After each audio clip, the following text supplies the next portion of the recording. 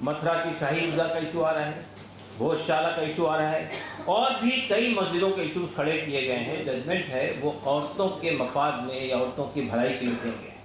Mob lynching جو ہے ایک ایسا باربرک ایکٹ ہے جو رول آف لا کو ختم کر دیتا ہے۔ اسرائیل نے ناجائز طریقے سے قبضہ کیا ہے، اسرائیل نے وہاں سے لوگوں کو دھکیلا ہے۔ جو مسلم کنٹریز ہیں ان کا رویہ بھی بہت اچھا نہیں ہے، گھر توڑ دیے گئے ہیں، بلڈنگ ختم ہو گئی ہے، زمین پہ پڑے ہوئے ہیں، وہاں پہ بھی ان کو ایڈ نہیں پہنچنے دی جا رہی ہے، وہاں بھی وہ دانے دانے کے محتاج ہو گئے ہیں۔ جیسا کہ ابھی آپ مولانا سے آپ نے سنا، آج آل انڈیا مسلم فیصلہ بورڈ کی ورکنگ کمیٹی کی میٹنگ ہوئی تھی۔ ورکنگ کمیٹی میں ہمارے 51 ممبران ہیں، جس میں سے 5 لیڈیز ہیں۔ ورکنگ کمیٹی میٹنگ یہ روٹین ورکنگ کمیٹی میٹنگ تھی، لیکن اس میں کئی ایسے مدعے جو اس وقت سامنے آئے ہیں وہ اس میں اٹھے ہیں، اور اسی وجہ سے ہم نے آج آپ کو کشف دیا ہے کہ آپ یہاں آئیں اور ہماری بات سنیں۔ آج کی اس میٹنگ میں ہم نے تقریباً 8 ریزولوشن منظور کیے ہیں۔ پہلا ریزولوشن جو ہے وہ ریسنٹ سپریم کورٹ ججمنٹ پر ہے، جو ایک طرح سے شاہ بانو کا ریپلیکا ہے۔ اس کے سلسلے میں بورڈ نے پہلی بات تو یہ کہی کہ یہ فیصلہ جو ہے سپریم کورٹ کا اسلامی قانون یعنی قانون شریعت، جو کہ ہندوستان میں شریعت اپلیکیشن ایکٹ کے نام سے جانا جاتا ہے، جو شریعہ کے قانون پر بیسڈ ہے، یہ اس سے کنفلکٹ کرتا ہے، اس سے متصادم ہے۔ ظاہر ہے کہ ہم یہ بات اس سے پہلے بھی کہتے رہے ہیں کہ مسلمان جو ہے وہ شریعت کا پابند ہے، اور وہ کوئی ایسی بات نہیں کر سکتا ہے جو شریعت سے کنفلکٹ کرتی ہے۔ اس ریزولوشن میں یہ بات کہی گئی ہے کہ نکاح جو ہے، جو شادی ہوتی ہے اسلام میں، وہ شادی ایک بہت ہی پوتر بندھن ہوتا ہے، اور ہمارے نبی حضرت محمد مصطفیٰ صلی اللہ علیہ وسلم نے یہ بات کہی ہے کہ حلال چیزوں میں جو پرمیسبل چیزیں ہیں اس میں سب سے زیادہ ناپسند چیز اللہ تعالیٰ کو جو ہے وہ طلاق ہے، اور اسلام یہ کوشش کرتا ہے کہ رشتہ باقی رہے۔ بہت ساری باتیں قرآن مجید میں رشتے کو باقی رکھنے کے تعلق سے کہی گئی ہیں، لیکن جب زندگی اجیرن ہو جائے، جب شادی کنٹینیو نہ کرنے پڑے، تو پھر اس کے لیے بہت ہی ایک ریسپیکٹیبل طریقے سے جدائی کرنے کا ایک راستہ دکھایا گیا طلاق کے ذریعے سے۔ عام طور پہ طلاق کو لوگ سمجھتے ہیں کہ بہت ہی کروئل اپروچ ہے طلاق جو ہے، لیکن عام طور پہ آپ ان رشتوں میں جا کر دیکھیں گے جو بہت زیادہ گاڑی چلتی نہیں ہے، تو طلاق جو ہے وہ ایک آنریبل وے آف سپریشن ہے، اور یہی وجہ ہے کہ ہم دیکھتے ہیں کہ جن مذاہب میں، جن ریلیجن میں طلاق کا پروویژن نہیں تھا، وہاں بھی طلاق کے پروویژن کو انکارپوریٹ کیا گیا ہے۔ لیکن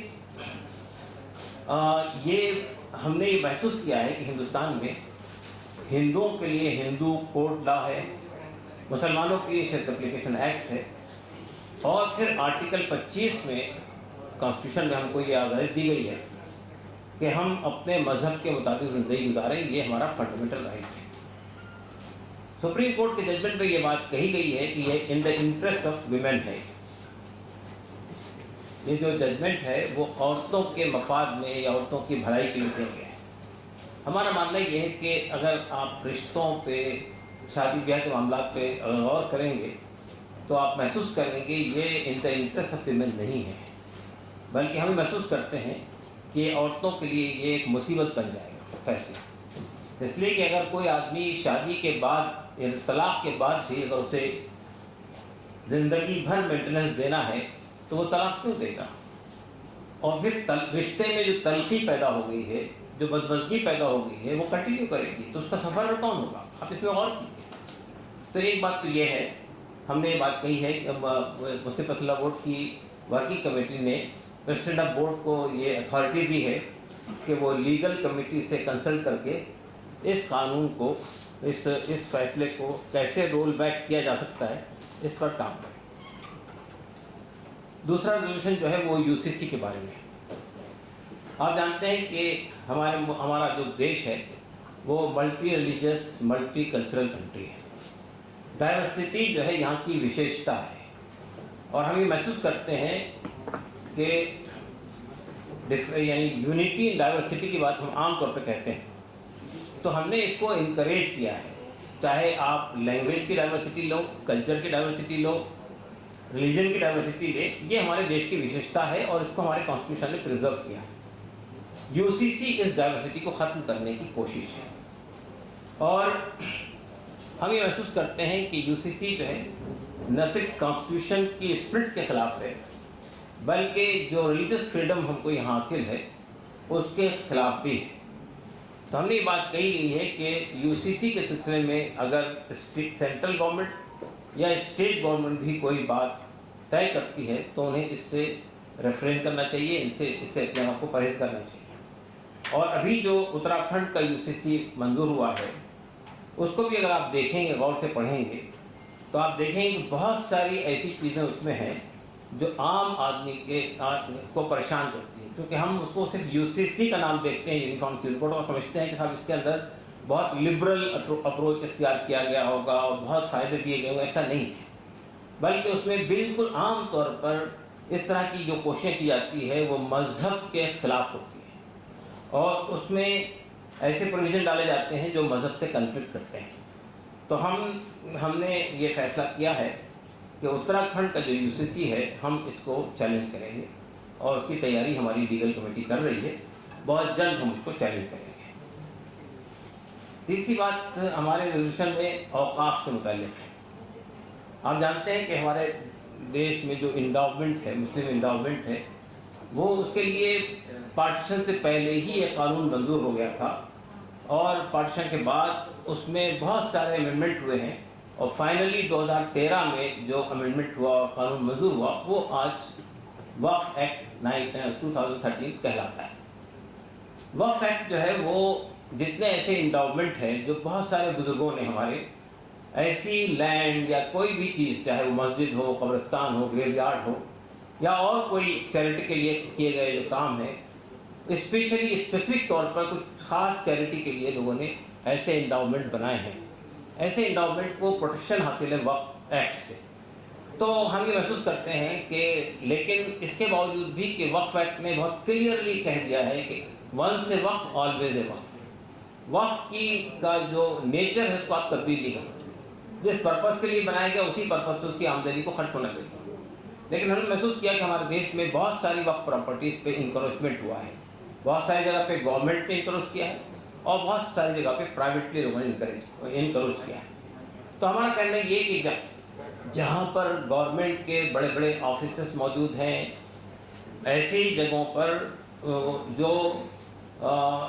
جو اس وقت میں جو ریٹ چل رہا ہے، مارکیٹ ریٹ، اس کے حساب سے اس کا کرایہ یا اس کی جو ہے پیمنٹ ہونا چاہیے، تاکہ جس پرپس کے لیے وہ وقف بنایا گیا تھا اس کا بینیفٹ ان لوگوں کو ملے جن کے لیے وہ بنایا گیا ہے۔ اسی طرح ہم یہ کہتے ہیں کہ وقف ایکٹ میں اگر کوئی ترمیم لانے کی یا ختم کرنے کی، کوئی امینڈمنٹ لانے کی کوشش کی جائے گی وقف کی اسپرٹ کو ختم کرنے کے لیے، تو it will not be proper, اور یہ جو ہے یہ ہم ایکسیپٹ نہیں کرتے ہیں۔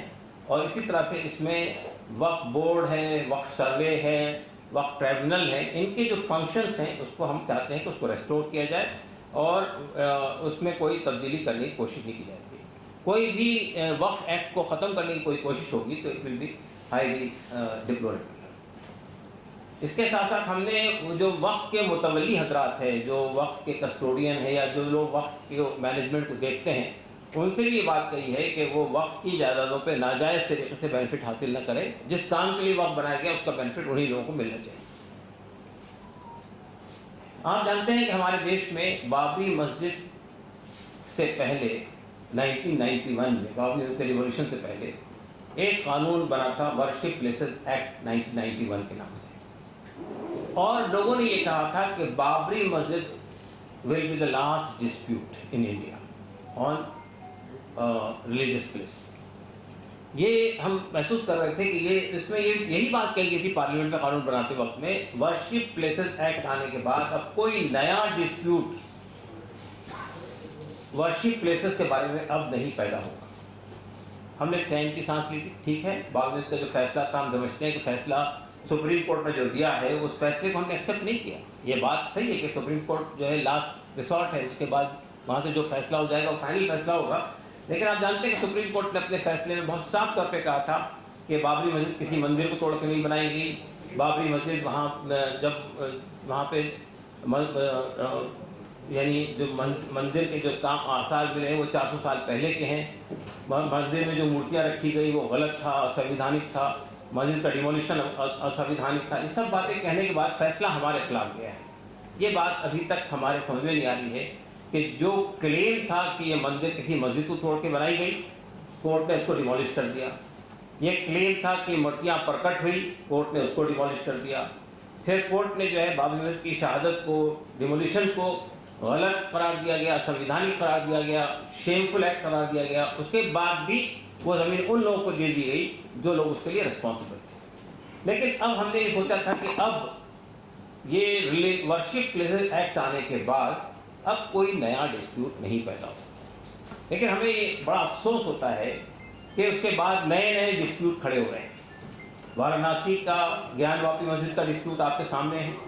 ہم بار بار دہائی دے رہے ہیں سپریم کورٹ میں کہ ورشپ پلیسز ایکٹ کے بنیاد پر اسے انٹرٹین نہیں کیا جانا چاہیے. لوور کورٹ کے اندر متھرا کی شاہی عیدگاہ کا ایشو آ رہا ہے، بھوج شالہ کا ایشو آ رہا ہے، اور بھی کئی مسجدوں کے ایشوز کھڑے کیے گئے ہیں.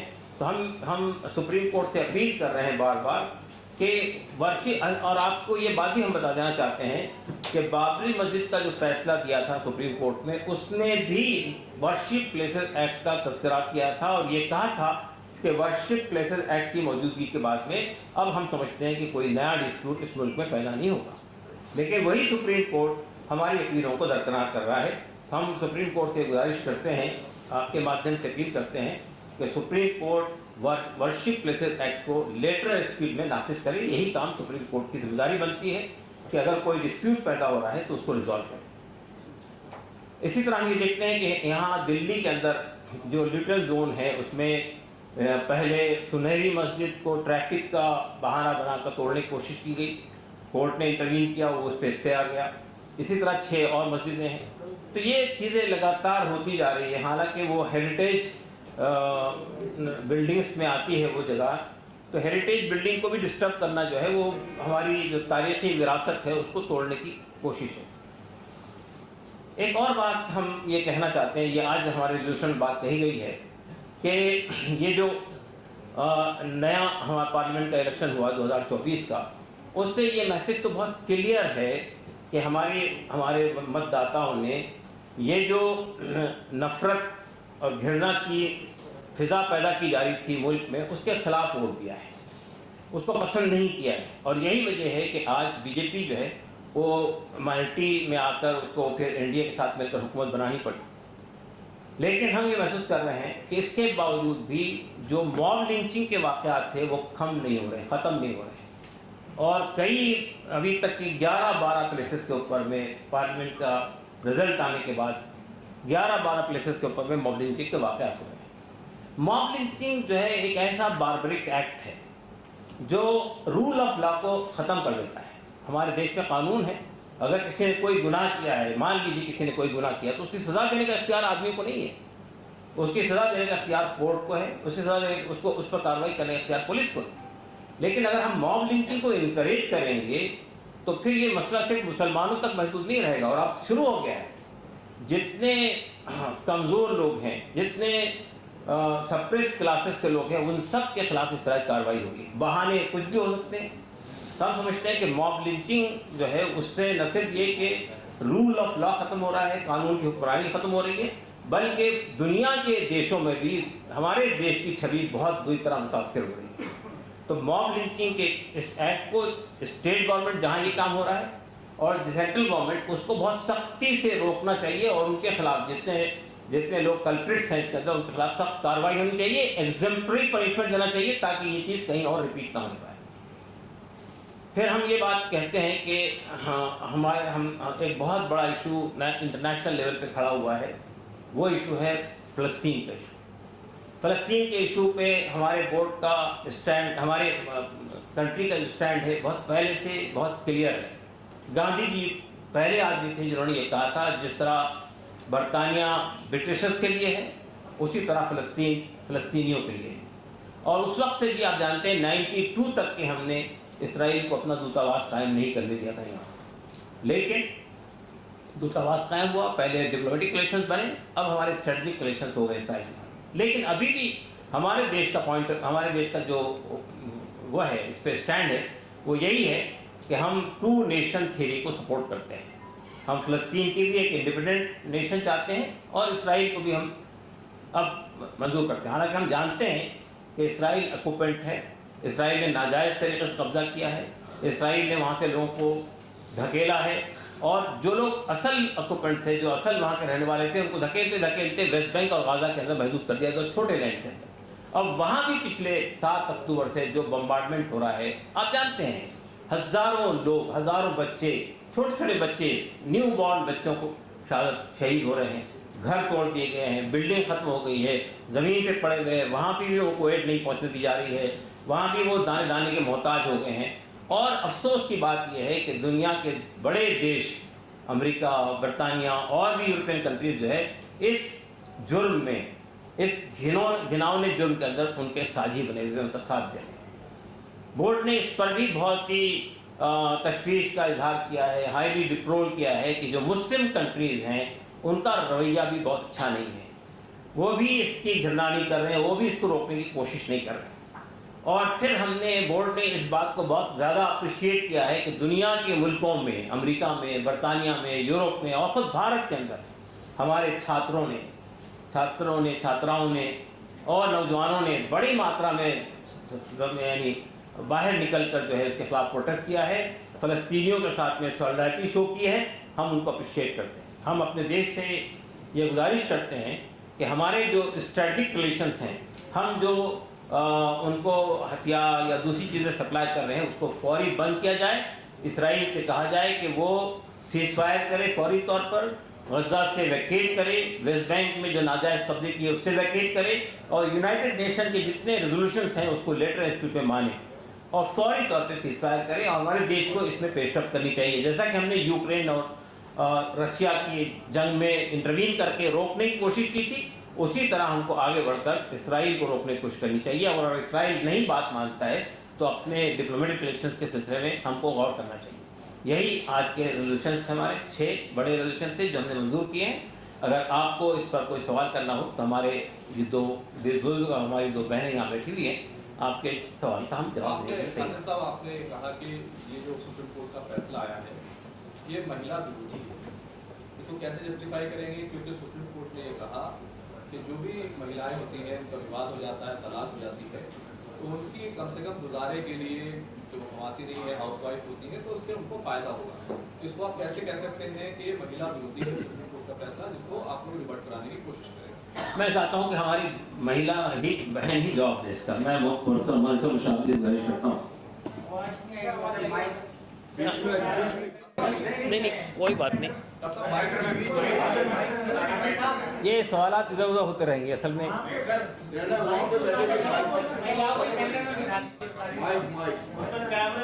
آواز آئے گی آپ کو، آپ چنتا مت کیجیے.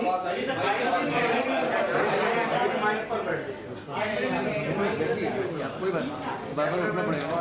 آپ بولیے آئیے ادھر آئیے تھوڑا. دیکھیے یہ بات تو اسپشٹ کر دی شروع میں ہی ڈاکٹر قاسم رسول الیاس صاحب نے، اور آپ لوگوں کو وہ پوائنٹ نوٹ کرنا چاہیے تھا جب انہوں نے کہا کہ یہ اینٹی وومن ہے، اس لیے کہ اگر جو ہسبینڈ کو معلوم ہو جائے گا کہ وہ ڈیورس کے بعد بھی اس کو مینٹیننس پرووائڈ کرنا ہے تو وہ ڈیورس دے گا ہی نہیں. اور وہ ٹربلڈ میرج جس کی وجہ سے وہ لوگ جن کا جینا حرام ہوا پائے، شادی کے بعد جو ایک ساتھ مینج نہیں کر پا رہے ہیں، اسی شکل میں تو ڈیورس ہوتی ہے. ڈیورس کوئی ہیپیلی تو نہیں ہوتی ہے، ہیپی میرج میں تو ڈیورس نہیں ہوتی ہے. جب دونوں ایک ساتھ رہنے کے لیے تیار ہی نہیں ہوتے، لڑائی جھگڑے ہونے لگتے ہیں اور بہت مس انڈرسٹینڈنگز بڑھ جاتی ہیں، تبھی تو جا کر کے طلاق ہوتی ہے نا. تو ایسی کنڈیشن کو پرولونگ کرنا کس کے انٹرسٹ میں؟ نہ تو ہسبینڈ کے انٹرسٹ میں، نہ تو وائف کے انٹرسٹ میں ہے. اور نیچرلی اگر کورٹ کمپلجن کر دے گا کہ آپ کو مینٹیننس دینا ہی ہے ڈیورس کے بعد بھی، تو وہ عورت جو ہے وہ میرج کے بندھن میں بندھی رہ جائے گی اور وہ دے کانٹ موو آن، اور آگے وہ بڑھ کے نئی زندگی نہیں شروع کر سکیں گے. اور ایسی ٹربلڈ میرجز کا کوئی اچھا نتیجہ نہیں نکلتا. تو یہ بات سمجھنا چاہیے ہم کو کہ ہم اس کو صرف ایک سائڈ اس کا دیکھ رہے ہیں اور ہم یہ سمجھ رہے ہیں کہ وہ عورتوں کے فیور میں، لیکن عورتوں کے لانگ رن میں دیکھا جائے تو وہ عورتوں کے فیور میں نہیں ہے. दूसरी बात ये कि रहा मेंटेनेंस का मामला, तो हम ये मेंटेनेंस, एक बात अच्छी तरह से समझ लीजिए कि maintenance right is only for divorced wife, not children. आप समझते हैं कि जो है उसमें आप लोग ये भूल जाते हैं कि बच्चे का मेंटेनेंस, एक बच्चा हो, 2 बच्चे हो, 4 बच्चे हो, जितने भी बच्चे हो, उनका मेंटेनेंस जो है वो तो फादर को ही प्रोवाइड करना है।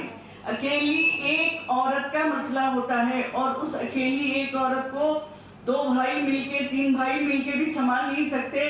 तो मेरी समझ में नहीं आता कि हमारे समाज में मानवता बची है कि नहीं। मैं एक सवाल आपसे ये भी पूछना चाहती हूँ कि जिस आदमी से हमारे मैट्रिमोनियल रिलेशंस खत्म हो गए हैं, उससे एलिमनी लेना कैसा है? ये औरत की इज्जत के खिलाफ है। एक औरत होते हुए मैं ही नहीं समझती कि जिस आदमी ने मुझे डिवोर्स दे दिया उससे मैं भीख मांगूं। उससे अच्छा है कि मैं खुद कोई मेहनत करके कमाऊं या कुछ करूं, लेकिन ये कि वो डिवोर्स देने वाले आदमी से कोई एलिमनी लेना कोई इज्जत की बात नहीं होती है। औरत की इज्जत भी नहीं है इसमें, कोई सिक्योरिटी भी नहीं है इसमें, और ये जस्टिस भी नहीं। अच्छा मैम, मेरा सवाल ये है, आप बताइए। हम ऐसे देश में रहते हैं हम जहाँ अपना संविधान है या शरिया तो लागू नहीं है, तो वहाँ पर अगर कुछ महिलाएं कोर्ट जाती है और जाती रही है, 86 के बाद से देखते हैं, तो क्या उनको नहीं जाना चाहिए? इसमें आपको क्या मतलब गलत नजर आता है? नहीं, मैंने आपको एक्सप्लेन किया कि इसमें औरत के इंटरेस्ट में तो नहीं है ये चीज, और ये तो इज्जत ही नहीं है औरत की कि वो डिवोर्स किए हुए हस्बैंड से जो है वो मांगे, एलिमनी मांगे, वो तो गलत ही है। इससे तो भीख मांगना भी अच्छा लगता है मुझे। आप क्या समझते हैं कि एक आदमी आपको लाइफ से निकाल चुका है, फेंक चुका है, आपकी जिंदगी खराब कर चुका है, आप उससे पैसे ले रहे हो। दूसरी बात ये कि आप 1986 के बाद आप कह रहे हैं कि छावनी के बाद जो एक्ट बना था उसके बाद भी औरतें अगर जा रही हैं तो हम जाने से रोक नहीं पा रहे हैं, तो इसमें कोई औरतों का भला नहीं हो रहा। देखिए, मैं फैमिली कोर्ट के लॉयर से कितनी जगह मैंने यानी प्रैक्टिसिंग लॉयर्स के साथ रह करके उनके साथ कोर्ट में जाकर के हियरिंग्स सुनी है।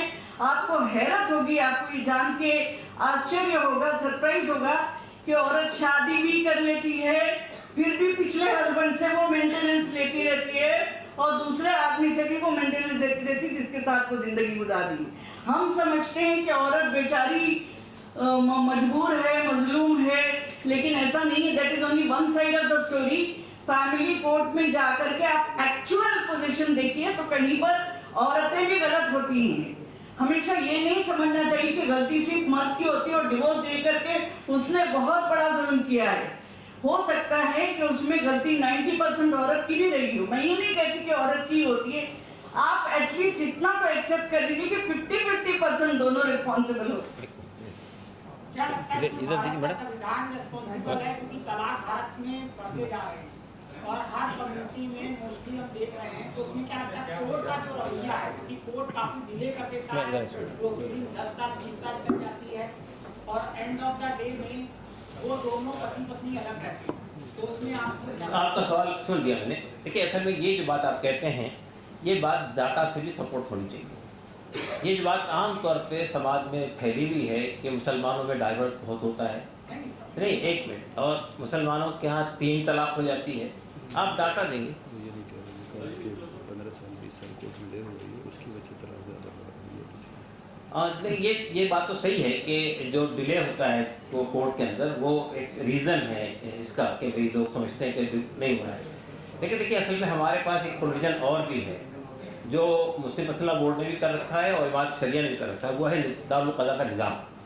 आप जानते हैं कि हमारे देश में ADR का कंसेप्ट पाया जाता है कि भाई आप एडजस्टेंट तरीके से और कहीं अपना करवा लीजिए मसला हल। तो दारुल क़ज़ा जो है वो बहुत ही कम वक्त में शरीयत के मुताबिक फैसला देने की एक बॉडी है, और हमारे यहाँ से अभी तक हज़ारों फैसले हुए हैं जिसमें दोनों फरीक, ऐसा नहीं हुआ कि एक ने उसको माना और एक ने नहीं माना, दोनों फरीक, दोनों लोगों ने उस फैसलों को मान लिया, तस्लीम कर दिया और ज़िंदगी गुजार। तो हम समझते हैं कि हमारे यहाँ जो बर्डन है कोर्ट के ऊपर में, उसको भी अगर हमको कम करना है तो उन्हें दारुल क़ज़ा तक आना चाहिए।